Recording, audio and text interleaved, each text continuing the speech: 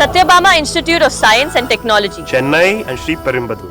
வேட்பு மனுக்கள் மீதான பரிசீலனை நடந்துட்டு வரக்கூடிய நிலையில தற்பொழுது தாவேக தலைவர் விஜயனுடைய பெரம்பூர்ல பதிவு செஞ்சிருந்த அந்த வேட்பு மனு என்பது ஏற்கப்பட்டிருக்கிறது.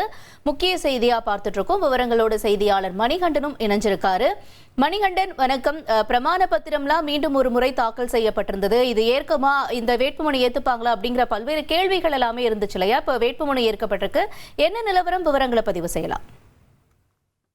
வெற்றி கழகத்தை பொறுத்தவரையில அவர்கள் போட்டியிடக்கூடிய முதல் சட்டமன்ற தேர்தல் இந்த சட்டமன்ற தேர்தல். தமிழக வெற்றி கழக தலைவர் விஜயும் முதல் முறையாக சட்டமன்ற தேர்தலில் போட்டியிடுகிறார். முதல் முறையில போட்டியிடக்கூடியவர் சென்னையில பெரம்பூர் தொகுதியிலும் அதே போல திருச்சி மாவட்டத்துடைய திருச்சி கிழக்கு சட்டமன்ற தொகுதிகள் 2 தொகுதிகளில் போட்டியிடுகின்றனர்.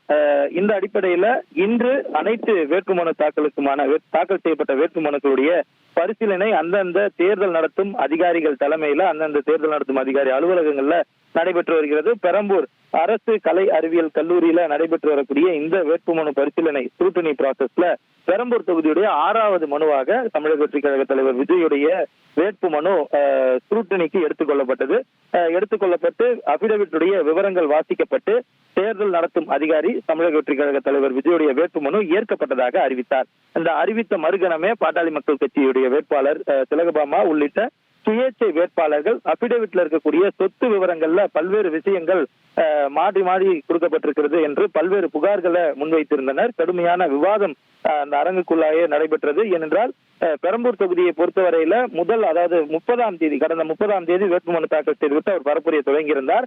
அன்றைய தினம் பெரவலூர் ஜங்ஷன்ல அவர் பேசும்போது பொதுமக்களுக்கு இடையூறு அளித்தது உள்ளிட்ட பல்வேறு விஷயங்கள் சார்பாக தமிழக வெற்றி கழக தலைவர் விஜய் உள்ளிட்ட நிர்வாகிகள் மீது வழக்கு பதிவு செய்யப்பட்டிருந்தது. அதன் காரணமாக அந்த அபிடவிட்ல அவர் வழக்கு விவரங்களை சேர்க்க முடியாத சூழல் இருந்தது.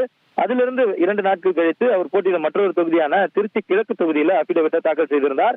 அதுல 2025ஆம் ஆண்டு மாநாட்டில் பவுன்சர் ஹேண்ட்லிங் சம்பந்தமான ஒரு வழக்கையும் இந்த பெரவலூர்ல பதிவு செய்யப்பட்ட வழக்கையும் அபிடவிட்ல சேர்த்திருந்தார். இந்த அடிப்படையில 2வது அபிடவிட்ல சில விவரங்கள் சேர்க்கப்பட்டதன் அடிப்படையில அதே போல மாற்று அபிடவிட் கடந்த 3 நாட்களுக்கு முன்பாக பெரம்பூர்ல தாக்கல் செய்யப்பட்டிருந்தது.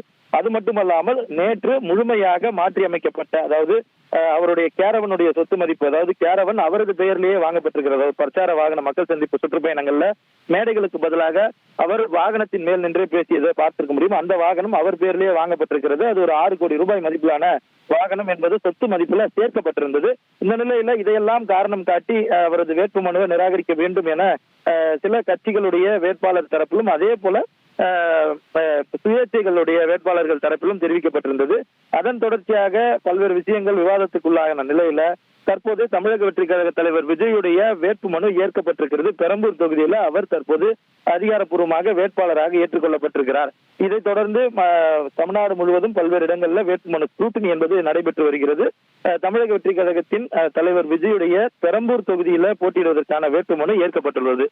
Satyabama Institute of Science and Technology, Chennai and Sri Perumbudur.